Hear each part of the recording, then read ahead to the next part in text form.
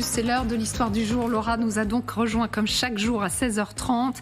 Et alors, Laura, effectivement, on parle de cette guerre, ce conflit qui a été donc déclenché par Israël sur l'Iran. Ça fait quasiment une semaine maintenant. Vous allez parler d'une autre attaque contre l'Iran toujours, c'est celle d'une brigade de hackers. Cette semaine, dans la journée de mardi précisément, sont apparues sur les réseaux des images de distributeurs automatiques iraniens en panne. Vous les voyez, ces images, et le message d'erreur qui s'affiche, il est un peu difficile à distinguer, donc je vais vous le lire très gentiment. Vous êtes, c'est normal. Merci, parce que du mal. Je suis myope. Le distributeur n'est pas connecté au centre pour le moment. On a tous connu un distributeur. On ne peut plus tirer d'argent. Ce ne sont pas n'importe quel distributeur qui était en rade, mais ceux de la banque SEPA, une des principales banques publiques iraniennes, celle des gardiens de la Révolution, tout simplement. L'agence de presse Fars, proche du pouvoir, a reconnu des perturbations du service causées par une cyberattaque. Et elle a été revendiquée, cette cyberattaque ? Oui, revendiquée par un groupe de hackers qui se fait appeler en français le moineau prédateur et qui communique directement ses actions sur son compte X. Nous, le moineau prédateur, peut-on lire dans ces lignes écrites à l'origine en persan, avons mené des cyberattaques qui ont détruit les données de la banque SEPA. S'ensuit une justification, je vous la cite. La banque SEPA était une institution qui contournait les sanctions internationales, utilisait l'argent du peuple iranien pour financer les mandataires terroristes du régime, son programme de missiles et son programme nucléaire. Voilà ce qui arrive aux institutions qui se consacrent à entretenir les fantasmes terroristes du dictateur. Le moineau prédateur affirme avoir récidivé hier en piratant les données confidentielles de Nobitex, la principale plateforme de crypto-monnaie d'Iran. Contourner les sanctions ne paie pas, peut-on lire sur un des messages de revendication. Une autre cyberattaque a également été relevée dans la journée d'hier, touchant cette fois directement la télévision iranienne. Sur plusieurs chaînes, des images de manifestations féminines ont été diffusées. Vous les voyez ici, avec un appel à la population à descendre dans la rue. Mais le moineau n'a pour cette action rien revendiqué, pour l'instant en tout cas, même si tous les regards, c'est logique, se tournent vers lui. Les moineaux prédateurs. Est-ce que c'est une organisation connue ? Oui, car le piratage de la banque SEPA n'est pas son premier coup revendiqué. En juin 2022 déjà, le groupe publiait une vidéo montrant l'attaque, l'attaque à distance d'une aciérie de la côte ouest iranienne. Vous allez voir, c'est très impressionnant. Sur les caméras de vidéosurveillance, on voit la cuve en métal qui commence à déborder et à cracher du liquide incandescent. Là, les ouvriers vont quitter les lieux. Vous allez les voir partir. Et 10 minutes plus tard, regardez, l'acier liquide envahit l'usine dans un débordement, voire une explosion totalement incontrôlée, provoquant un incendie. Et ça, c'est quoi ? C'est une cyberattaque aussi ? Une cyberattaque aussi, tout à fait. Le moineau prédateur est aussi connu pour ses actions contre les stations-service iraniennes. En octobre 2021, il était parvenu à paralyser 4000 d'entre elles en bloquant le système utilisé pour accepter les paiements par carte de subvention.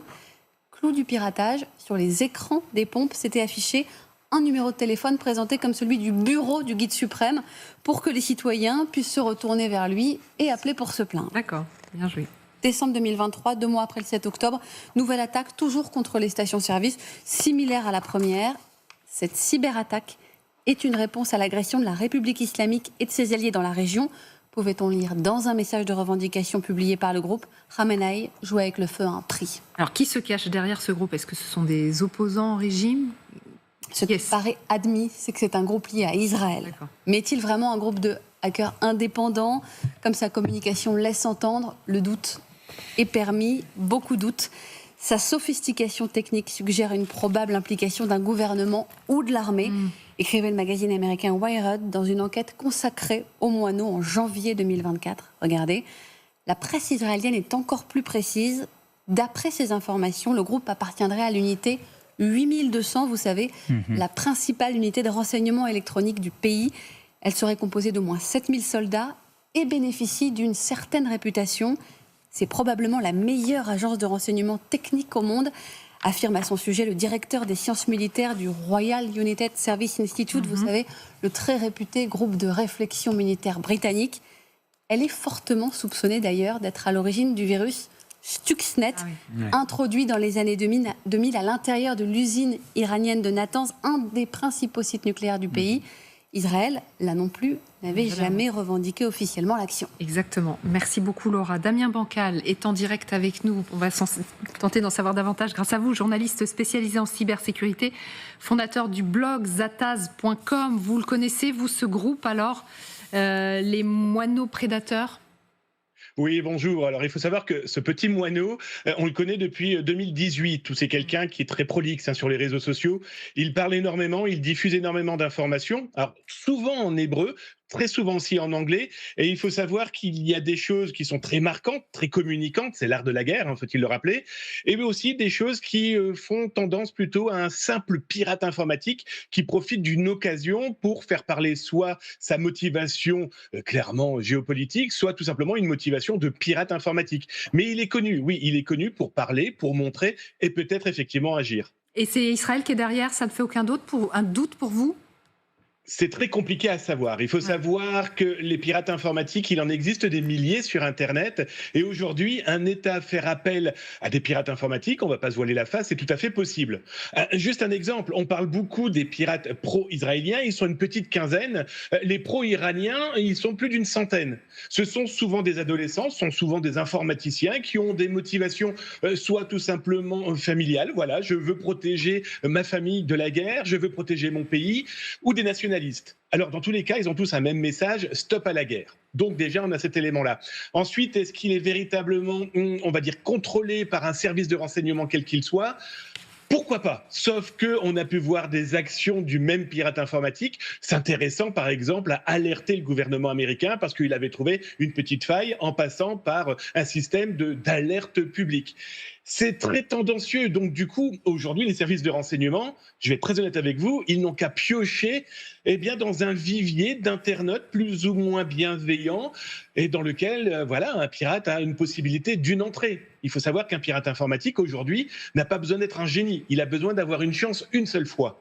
Et alors là, ce qui s'est passé cette semaine, ces attaques sur la banque iranienne, ces attaques sur la crypto, est-ce que ce sont des actions opportunistes, c'est-à-dire concomitantes avec ce qui est en train de se passer, ou au contraire, ça fait partie de l'opération secrète de Tsahal? On peut se dire oui, on peut se dire dans tous les cas les deux cas. Ah. Est-ce que véritablement Tsahal et les services de renseignement israéliens avaient pensé à ces cibles-là? Non. Par contre, on voit clairement que le piratage de la télévision locale, ça demande quand même beaucoup plus de moyens qu'un simple clavier et une simple souris. S'intéresser à un satellite, c'est pas donné à n'importe qui. Par contre, s'intéresser tout simplement aux serveurs qui s'intéressent aux distributeurs d'essence, aux distributeurs de billets de banque, voilà, tout simplement, façon de parler.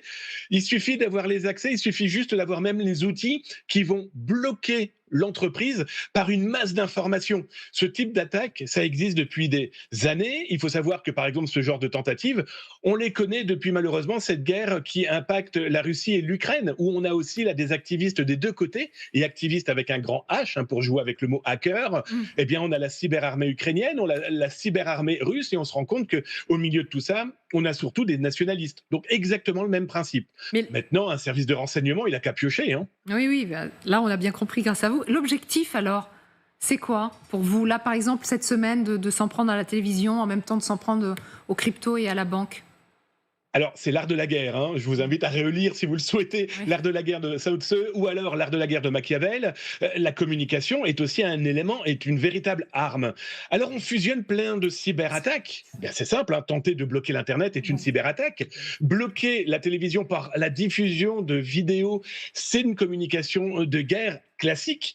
Par contre, bloquer une banque, bloquer aussi cette société de crypto-monnaie, ça peut faire partie d'une position de pirates informatiques qui veulent apporter on va dire leur rouage à l'édifice de bloquer un pays qui est en guerre. Tout est possible. Alors maintenant, la fusion de tout ça, et il y a peut-être plein d'autres cyberattaques qu'on n'a pas vues. Un exemple très concret, en ce moment, il y a 2 espaces de pirates informatiques iraniens qui se plaignent de ne plus pouvoir se connecter. C'est leur pays, leur gouvernement, une cyberattaque d'un concurrent ou de Tsahal, personne ne sait en tout cas. Il est clair que la guerre cybernétique, là, en ce moment, elle a vraiment lieu. Oui, c'est ça. On n'en parle jamais, on n'en est pas forcément conscient, mais elle a bel et bien lieu. Vincent? Tout à fait. Tout à fait. Dans tous les cas, il faut savoir que toutes les guerres aujourd'hui ont ces cyberarmées, soit véritablement de professionnels. On le voit, même notre pays, la France, a commencé à avoir des militaires dédiés à la réponse face aux cyberattaques. On en a parlé là, il n'y a pas très longtemps, dans un salon qui était Cyber Expo, c'était à Paris, là, il y a quelques jours. Nos militaires se préparent à tout ça. Alors, on se doute bien que des gens qui veulent être des résistants ou des activistes vont aussi faire leur petite guerre. Mais attention, Attention, je vois aussi des adolescents qui veulent participer à ce genre de choses parce qu'ils veulent s'encanailler un petit peu dans des choses qui les dépassent complètement. Ouais, Je le déconseille fortement. On a eu oui, des exemples très concrets. Des oui. logiciels diffusés et on ne sait pas ce qu'il y a derrière. Oui, alors vous avez raison de le déconseiller totalement. Nous aussi, on est complètement dépassés. C'est assez vertigineux, effectivement. Ce qu'on comprend, en fait, c'est qu'en réalité, le régime est un peu sur les dents et qu'il y a peut-être des tentatives israéliennes, s'il est démontré que ce sont les Israéliens qui sont derrière ces tentatives de hacking. Mais bon, ça ne fait aucun doute, quasiment. Ouais. En tout cas, ça ne surprendrait personne, compte tenu de ce qu'est capable de faire le Mossad et compte tenu de ce qu'est pas capable de faire Israël sur le plan cyber.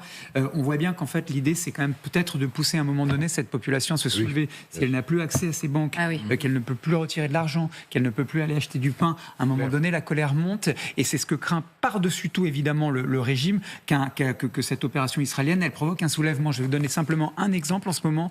Depuis hier, quasiment tout l'Internet a été coupé dans le pays en Iran. Ce qui est interdit à qui que ce soit à un moment donné, comme ça s'était passé au moment de Marsa Amini en 2022, et de se regrouper, de s'envoyer des Instagram, des TikTok, etc. Et de se dire, on se donne rendez-vous ici, on se réunit. Vous avez vu, il n'y a pas de manifestation en ce moment dans le pays. Il y a une des raisons pour lesquelles il n'y a pas de manifestation, c'est que la répression est très sévère. Le Parlement a passé une loi qui punit presque de la pendaison toutes celles et ceux qui seraient convaincus d'avoir comploté avec Israël. Et en plus de ça, l'Internet est coupé, ce qui interdit les rassemblements. Vous avez entendu Benyamin Netanyahou tout à l'heure.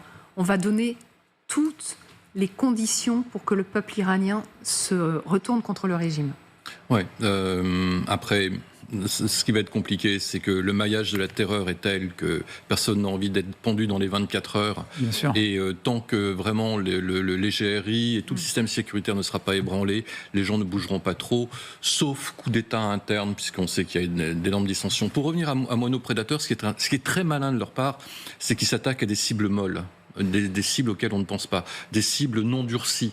On pourrait imaginer qu'ils s'attaquent au